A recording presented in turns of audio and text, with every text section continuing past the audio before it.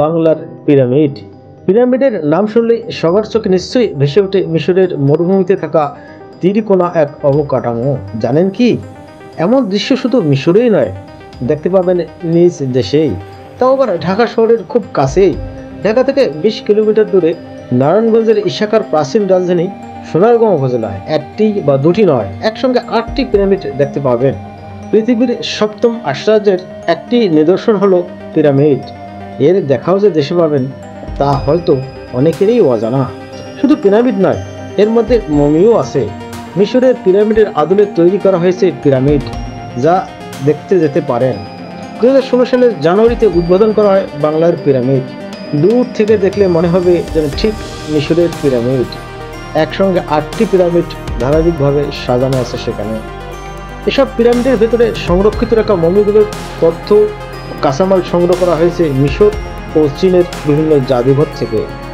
সেখানে আছে প্রাচীনকালের রাজারানীর পরিধেয় পোশাক, এমনকি তাদের ব্যবহৃত মণিমুক্তা, তৈজসপত্র, অলঙ্কারাদি ও যুদ্ধে ব্যবহৃত বিভিন্ন উপকরণ সহ নানা নমুনা। অন্ধকারাচ্ছন্ন পিরামিডের ভিতরে ঢুকতে প্রথমে ভয় লাগে মমিগুলো দেখতে। যাদের হাড় দুর্বল তারা সাবধানে দেখবেন।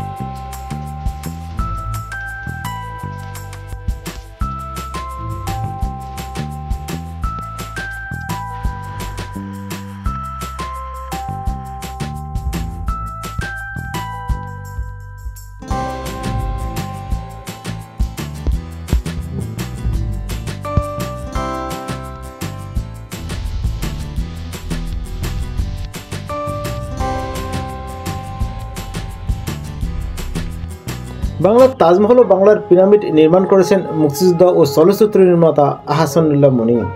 বাংলার তাজমহল প্রতিষ্ঠার পর থেকেই সেখানে উপচে পড়া দর্শনার্থীদের কাছ থেকে ব্যাপক সাড়া মেলে। এরপরেই বাংলার পিরামিড নির্মাণ করা হয়। বাংলাদেশের পিরামিডের প্রতিষ্ঠাতা চলচ্চিত্র নির্মাতা আহসানুল্লাহ মনি বলেন, আমি প্রথমে মিশরে গিয়ে পিরামিড দেখে মুগ্ধ হয়ে বাংলাদেশে পিরামিড নির্মাণের পরিকল্পনা করি। পরবর্তীতে মিশরের পিরামিডের আদলেই বাংলাদেশে পিরামিড নির্মাণ করেছি। তিনি আরও জানান, পিরামিডের ভেতরে রাখা মমিগুলো মিশর থেকে আনা হয়েছে, যা দেখে দেশ ও বিদেশি পর্যটকরা মুগ্ধ হবেন। পিরামিডের ডান দিকে রাস্তা সংলগ্ন নির্মাণ করা হয়েছে ডিজিটাল সিনেমা হল। সিনেমা হলে বেহুলার বাসর ঘরের কাহিনী প্রতিকৃতির মাধ্যমে তুলে ধরা হয়েছে।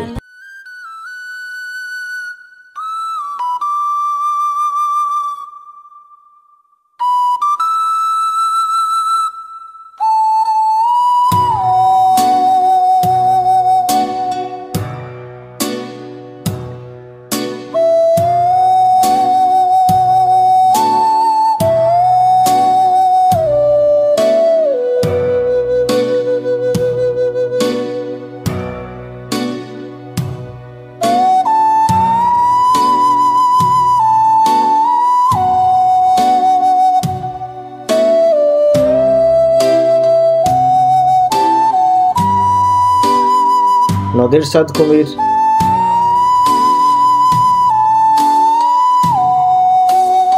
মনসা মঙ্গল,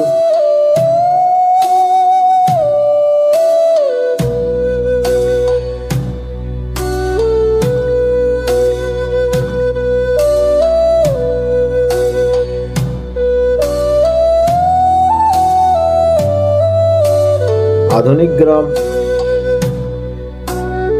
মুসলমান বাড়ি,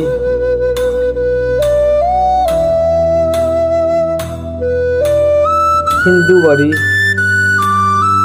খ্রিস্টান বাড়ি ইত্যাদি। আজ এ পর্যন্তই। আল্লাহ হাফেজ।